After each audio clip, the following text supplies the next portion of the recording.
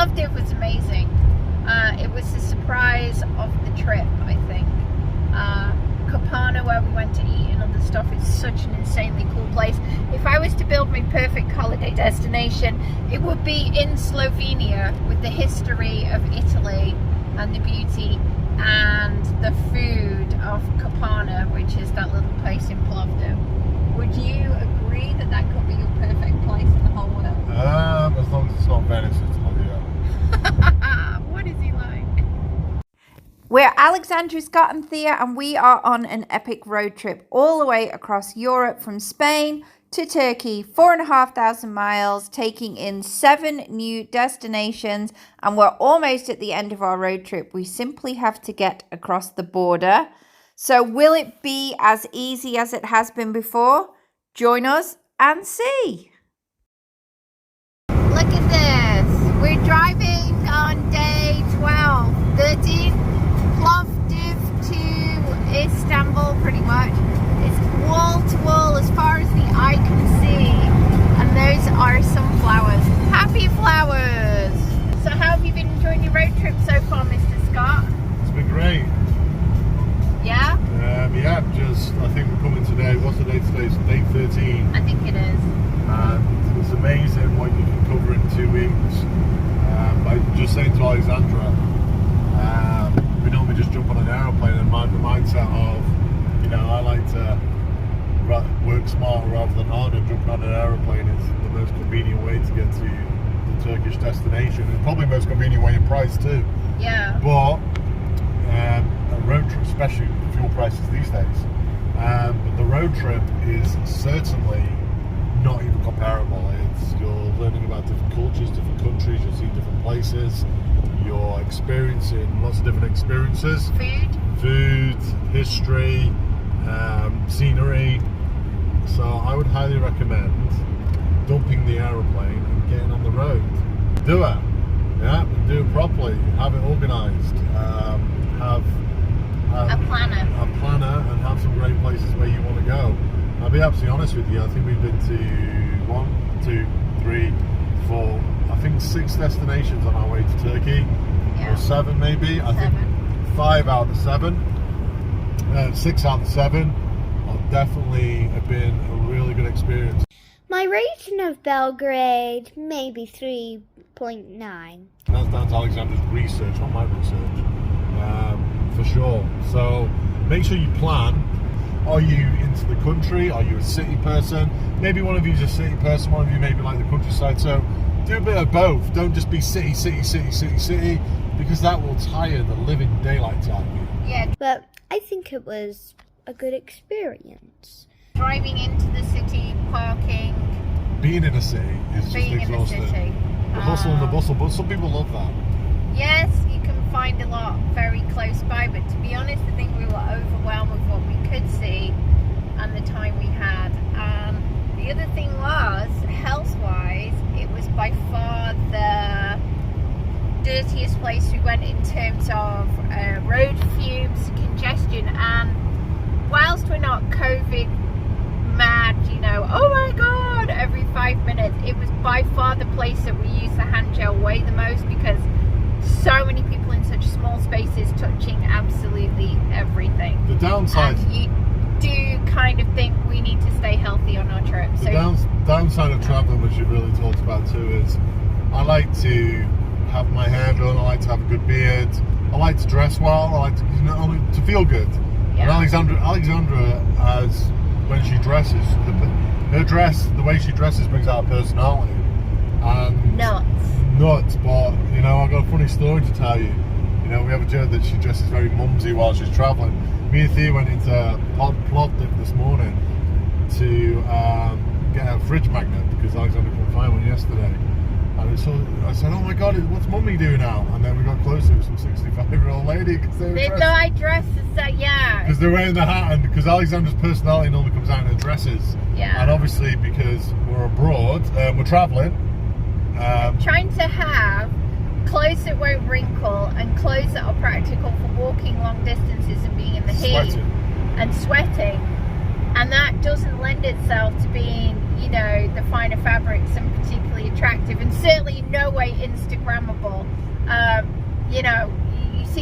Insta babes and these Insta ladies all over the show, it is very hard to achieve that look. I do feel, no offense mum if you're watching, but I do feel like my mum on this trip.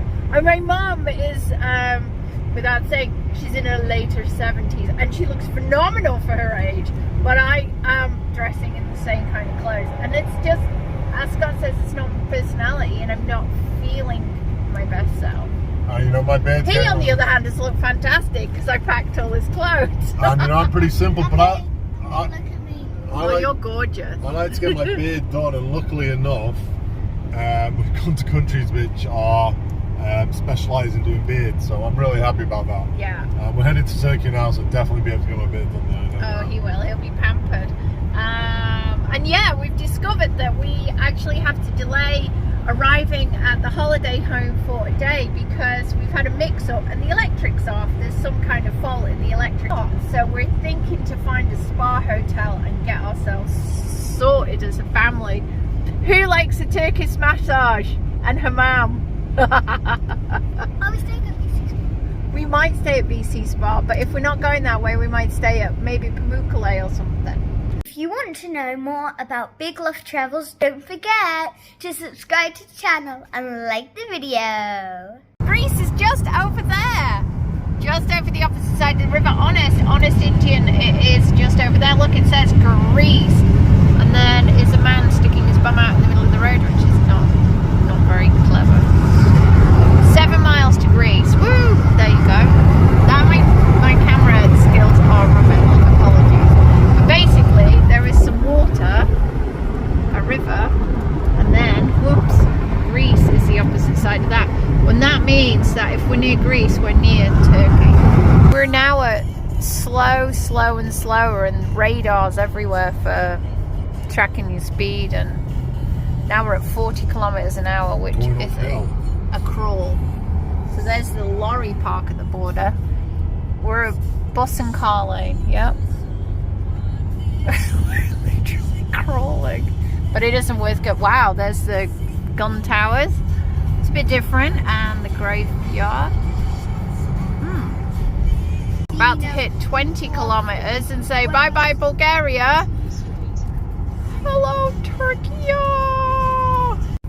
So we are going to do a video all about what you need to cross each of the different borders we've crossed. So we got to leave Bulgaria first, so it's that whole which queue do we pick, because you know whichever one we pick is the slowest. This is fun at the border if we go right the way to the far one. Alexandra, stop. He's cross with me now. No, Alexandra has some severe issues. No, I do not have severe issues. I'm severely pointing the shortest queue. By the way, there's the world's largest duty-free there. I don't know what we could have got in it, but we decided not to visit, just rather get across the border. Knowing the Turks, this will be very quick and efficient. Well, that was over an hour, I think. But the Turks definitely display way more personality in the border guards, and are actually really helpful and cool. We're about to go through, so we've got to turn the phone off. But we know it's Turkey because it's a mosque.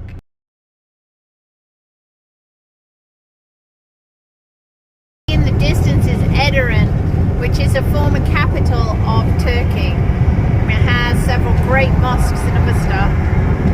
And we were going to stay there, but we just don't have the time.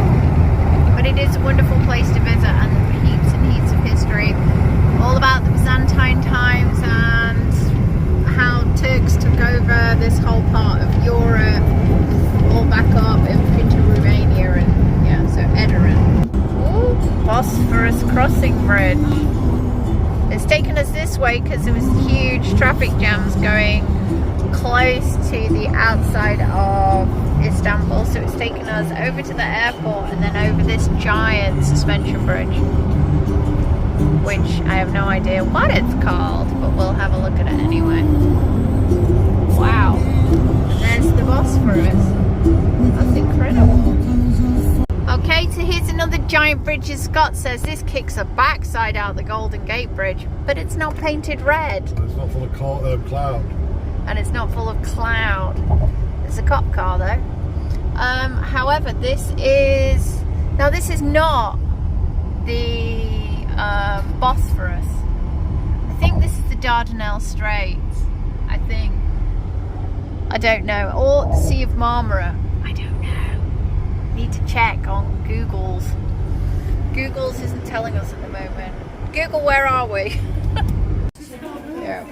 We're checking in at the same time as marriage is happening in Theia. Brilliant. And we're checking in. They're very friendly. They're all meeting up now for the party. So we stopped on day 13 to have dinner, overlooking the Sea of Marmara. Beyond that is the Dardanelles Straits, and round that corner and up you go down the Bosphorus and you get to the Black Sea. And this is the Osman Ghazi Bridge, which is about 184 Turkish lira to cross, which to Turks is an awful lot of money, but it is a huge part of Turkey's infrastructure project to make the country easier and better to get around. I think the view from our hotel for dinner is really gorgeous. And we're the only ones in here. This is the night bar, which is rather cool. The view really is spectacular. And this place is called Yalova. And it stretches all the way down there as well. There's actually some beaches on the Sea of Marmara. So it's dinner time and the mains have come up. I asked to swap for more salad and they look gorgeous. But the proof is in the tasting. Here he goes. Good. Good? Super good. What about yours, Theia? I haven't tried it yet. Oh, mine is lush. People, yay! After a long trip, a wonderful dinner, it was time for bed because we're so excited to finally have made it the 4,500 miles of our road trip into Turkey. Just about 800 more and we should be able to chillax and rest and be at home. Yay! Keep on watching, like and subscribe as there's more adventures to come.